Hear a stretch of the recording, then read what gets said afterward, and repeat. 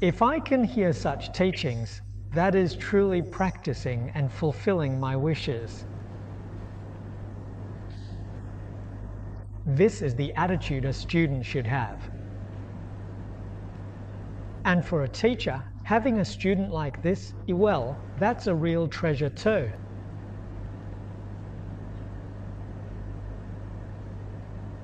In the past, Mr. Li Bin, who was my respected mentor, once told me that, ever since ancient times in our long history, it has always been hard for a truly good student to find a truly good teacher who can guide them well. It's something you might come across by chance, but you can't force it. He said it's even harder for a good teacher to find a good student. It's really not easy at all. Today, here, we see that F.A. Zhang was, indeed, an excellent student. The World Freedom King Tathagata was a truly great and revered teacher, a genuine lion among all teachers, which is precisely why such extraordinary and remarkable achievements and accomplishments were made possible.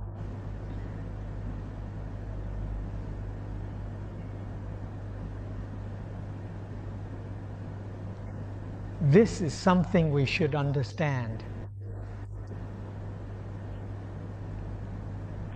If you come across such an opportunity, you need to treasure it. So, how do we know he was a good student? He possessed the 3 kinds of wisdom. Just look at how he was eager to hear the teachings. The next 4 lines talk about practice, cultivating the 3 wisdoms of hearing, contemplating, and practicing.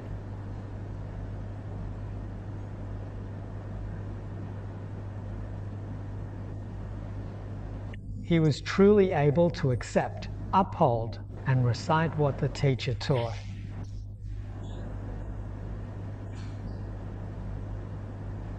His example led.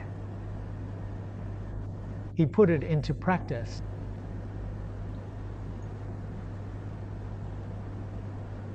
The 3 wisdoms of hearing, contemplating, and practicing are right here, and I'll give a brief introduction for all of you fellow practitioners. Now, make sure you don't get the wrong idea. For example, when we are giving a lecture here, for these 2 hours, you're here listening, you've heard it. But after listening, do you actually go home and really think about it more, or study it further, perhaps?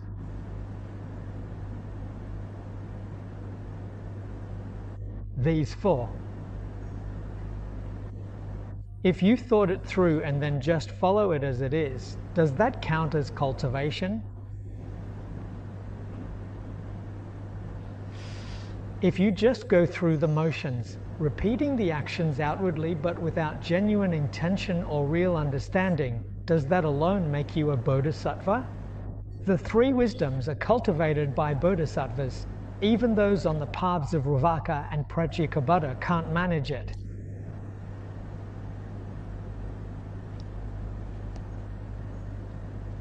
If we treat hearing, contemplating, and practicing like this, then we've got it all wrong. These are called the 3 wisdoms: the wisdom of hearing, the wisdom of contemplating, and the wisdom of practicing. So, what is a wisdom? Wisdom here refers to the wisdom in morality, concentration, and wisdom. I just realized that, as I see it, the Bodhisattva's practice is quite different from what we beginners do.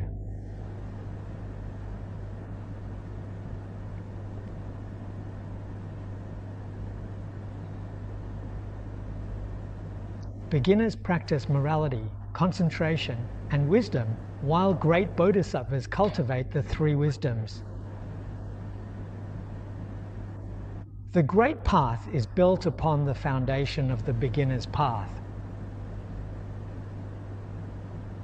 Uphold precepts, attain concentration, and awaken wisdom. Only after wisdom is awakened do you have hearing, contemplation, and practice. These three meanings, wisdom encompasses all three of them. So, what does hearing mean? Smell the contact. Listening with your ears is called hearing, but seeing with your eyes is also called hearing. Learning from experience is also called hearing, and physical contact is all referred to as a hearing. We use one word to represent all of this. So, why don't we, in this particular case, use seeing as the representative instead? Manjushri Bodhisattva tells us in the Surangama Sutra that the true essence of the teachings in all directions is found through a hearing.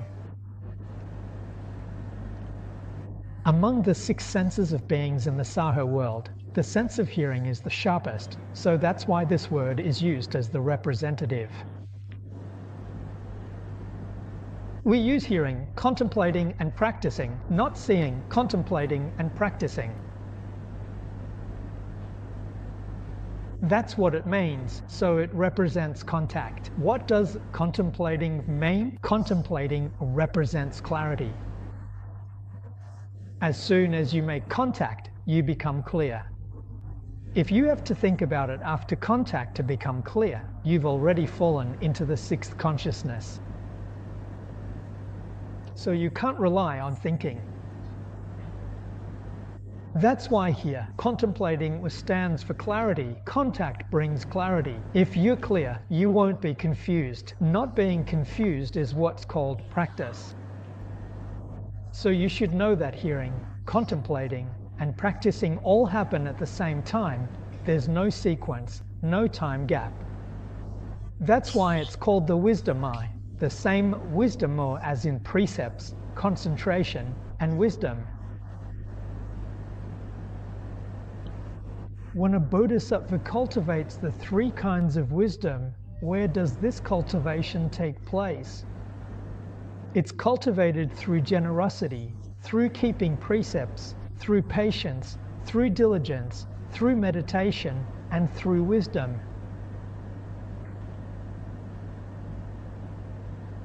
So, the 3 wisdom eyes are put into practice through the 6 paramitas. In everyday life, these 6 principles are what we put into action every day.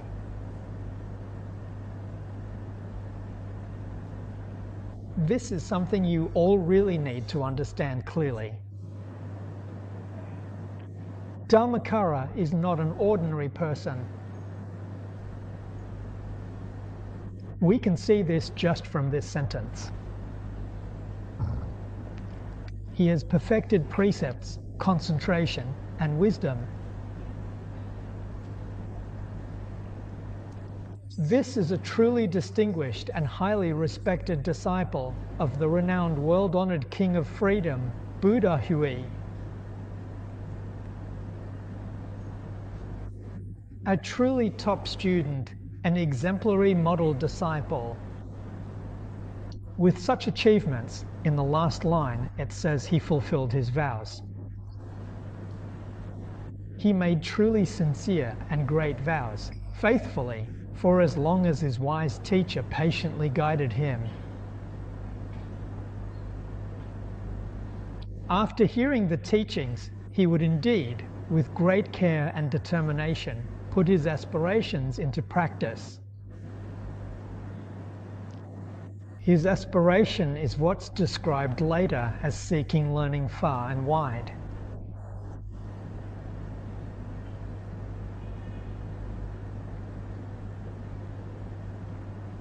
So, this clearly shows that the land of ultimate bliss wasn't simply made up out of thin air, nor was it created according to one's own personal whims or desires at all, as some people might assume.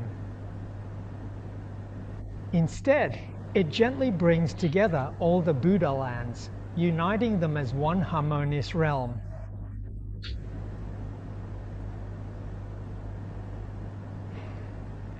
carefully taking the very best from them and thoughtfully learning from all the different Buddha lands. A coarse, unpleasant realm. He chose only the most exquisite and refined things to build the land of ultimate bliss. The extraordinary nature of the land of ultimate bliss comes from this.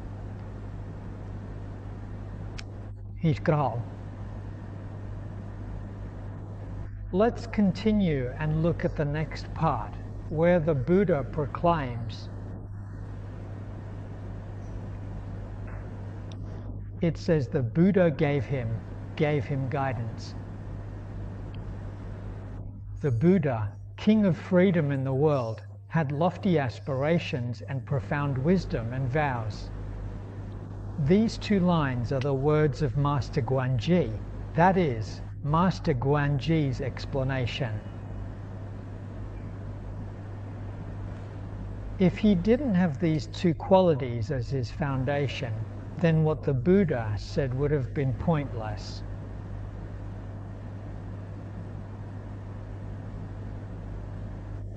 The Buddha knew that this student was outstanding. Outstanding means he had virtue.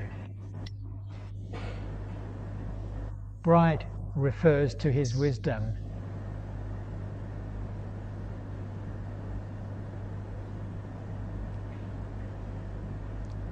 This.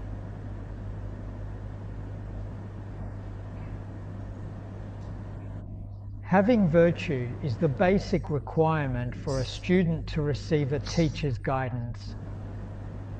Teachers value students who demonstrate good character, because if you have wisdom but lack virtue, a good teacher will not be willing to teach you.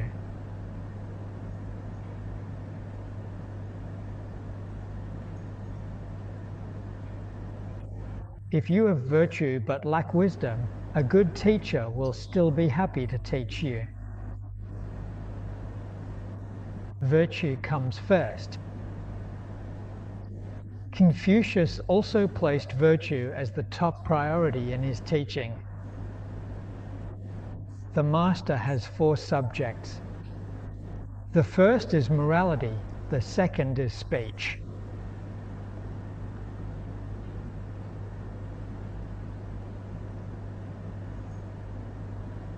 We really need to be careful when we hear this. The mouth is the gateway to both fortune and disaster. Those of you who have studied that essay will know it gives plenty of examples. Our word means prosperity or downfall.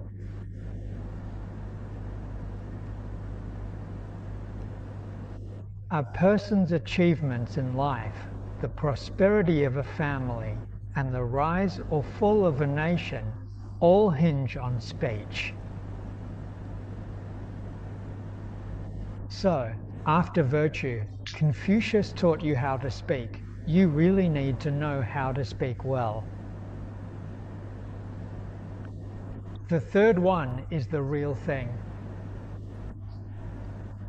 In today's terms, that means teaching you some skills to make a living.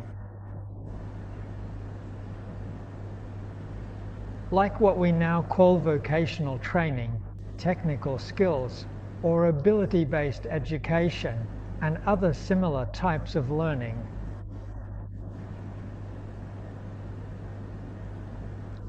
Once you've learned these, you'll have a skill to rely on in society, the ability to make a living, and the ability to serve the community. And only after that comes literature. This is about enriching your spiritual life, things like poetry, songs, and essays, which are placed last in the sequence, works such as these.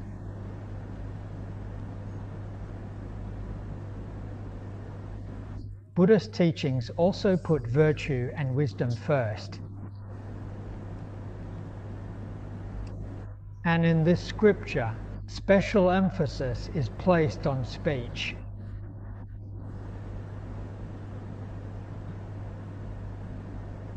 In this sutra, the world-honored one teaches us that in our practice, we must abide by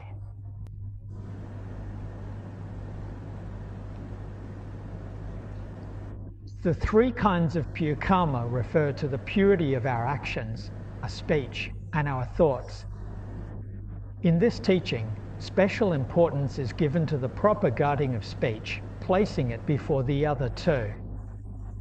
This means that being careful and mindful about what we say is considered the first step in cultivating pure karma. Isn't this approach exactly the same as what Confucius taught?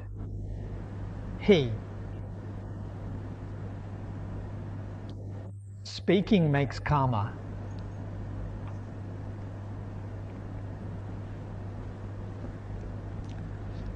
A deep and vast aspiration is especially rare and precious.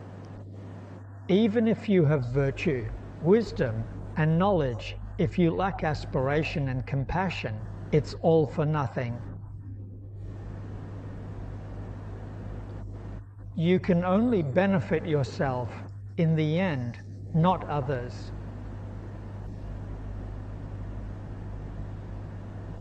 So you must have great compassion.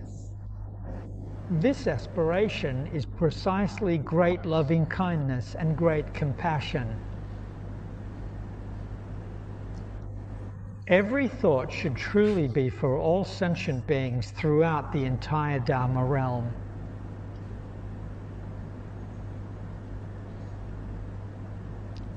It's not just great compassion, but rather a truly pure and equal great compassion.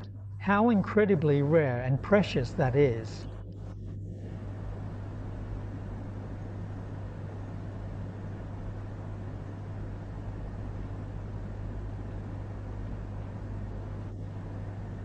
Profound and truly vast. Dhammakara vowed to universally save and embrace all sentient beings across the three times.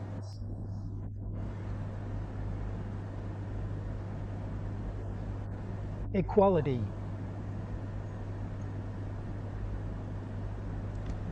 All together. To attain the true reward and adorned land of Amitabha Buddha.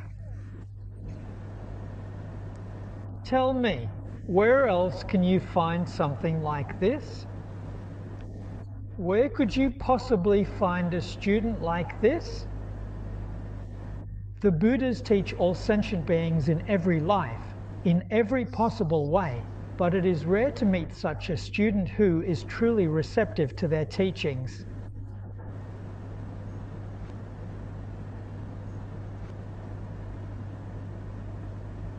So, this line, looking at the traces, is called knowing the traces in the section analysis.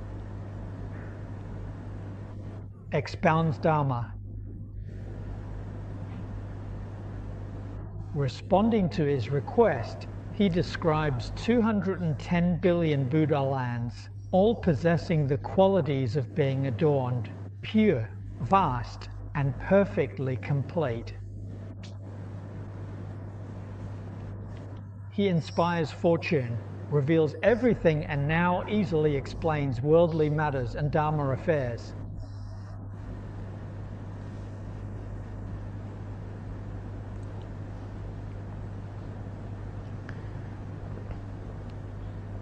Dhammakara made his sincere and heartfelt request, expressing his deep aspiration to understand the path to enlightenment, and the world-honored one responded with great compassion. He explained to Dhammakara, in very thorough and careful detail, the countless, wondrous, and supreme Buddha lands that exist throughout the vast universe.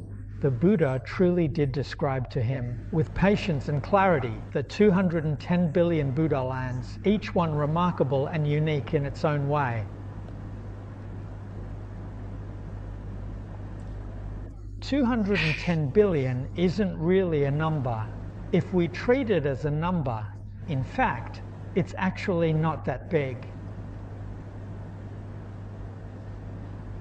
Mahayana Sutra says, "The land of ultimate bliss, where we are, Asaha world, is separated by 100 billion Buddha lands. 100 billion compared to 211, that number is tiny. But keep in mind, this number here is symbolic, meaning it stands for something beyond its literal value. If we go by what's said in the Avatamsaka Sutra and the Mahaprajñapramitra, which are both highly respected Buddhist scriptures, this number is used to represent the idea of perfection rather than an exact, countable amount. In Buddhism, numbers are often used to symbolize completeness. The number 7 is often used to represent completeness, so when the Amitabha Sutra mentions 7, it's not a literal number, it symbolizes perfection. The Avatamsaka Sutra uses the number 10 to represent perfection. 1 to 10 represent perfection, they are not numbers. So, even though the text of this sutra isn't very long or extensive in terms of the number of words, as we've seen earlier, its teachings are still fully complete and remarkably comprehensive, covering all the essential points in a concise manner. All in one law. So, in this sutra, the teachings of the Mahayana, Hinayana, exoteric and esoteric schools, as well as the various sects and doctrinal traditions, are all fully included.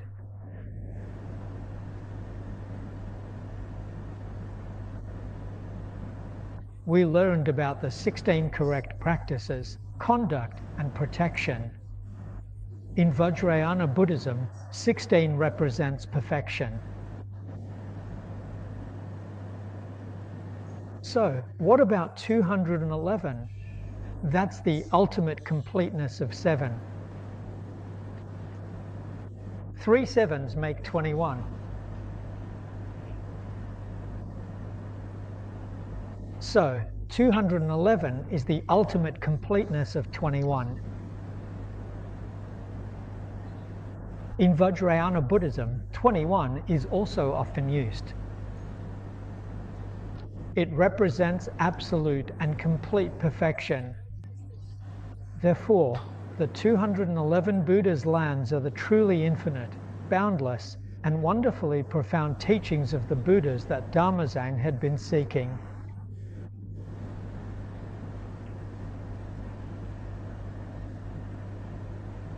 The Buddha didn't shortchange him. He asked for countless Buddha lands, so if the Buddha only gave him 211, wouldn't that be a huge compromise? How could the student's wishes be fulfilled then?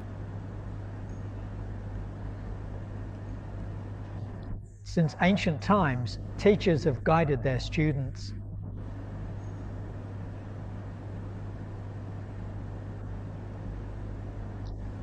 They observe the student's aptitude, and more importantly, they look at the student's sincerity.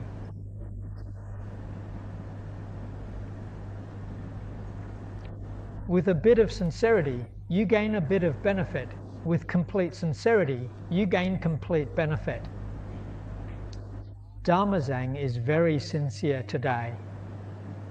If the king of the worldly self-mastery only tells him about the 211 Buddha lands, it would be unfair to him.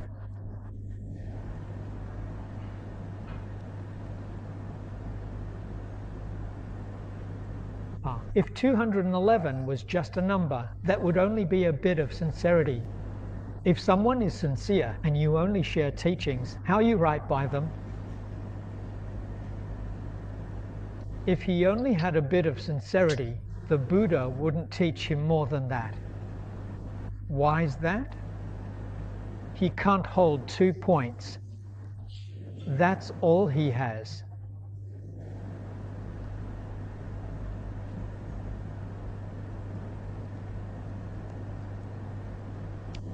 The Buddha's way of teaching is to respond according to each person's capacity. You're given as much as you need and as much as you can accept.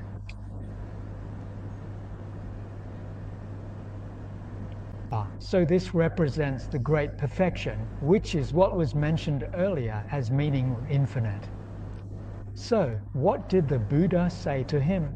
He said that all the merits depicted in the illustrations of the Buddha lands are rigorous, vast, and perfect. Here are 4 examples.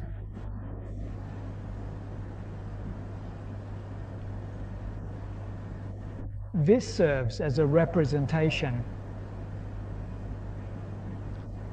Merit refers to the effort you put into your practice. The greater your effort in practice, the greater the reward you receive. The deeper your effort in practice, the deeper the reward you gain. So this is merit and virtue. The word has the same meaning as da in Chinese. Gong, effort, is the cause, and da, merit, is the result. So, merit and good fortune are not the same thing. We must distinguish this very clearly and without any confusion. For example, observing precepts. Precepts worked.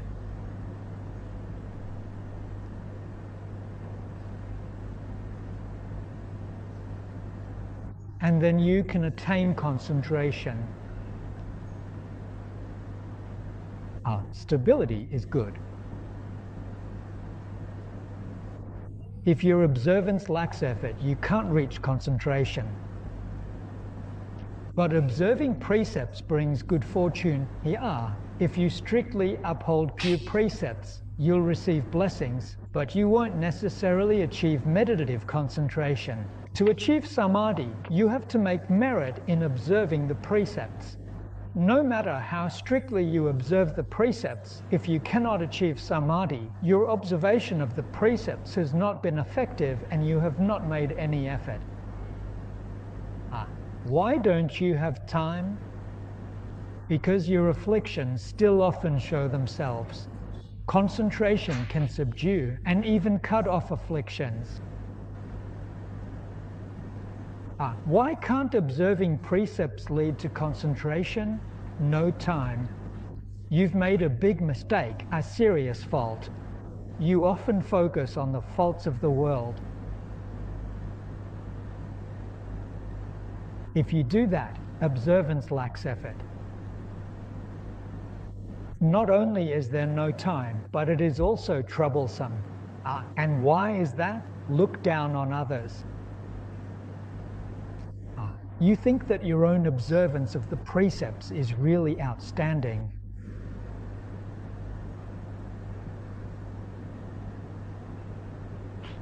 You think ordinary practitioners cannot compare to you. They are not as good as you. This is the Mayor's announcement to us. If you practice like this, karmic result isn't good. You'll receive retribution in asuras. Asuras have blessings. This warns us. Karma leads to rebirth in Asura realm. Maybe you think being an Asura isn't so bad. Not necessarily. If you read the I Ching, you'll see there are human Asuras, demon Asuras, animal Asuras. So which realm will you end up as an Asura in? It's not necessarily the heavenly realm. Only if you have the blessings of the heavens can you become an Asura there. If you don't have the merit and virtue of the heavens, your Asura existence won't be in the heavens.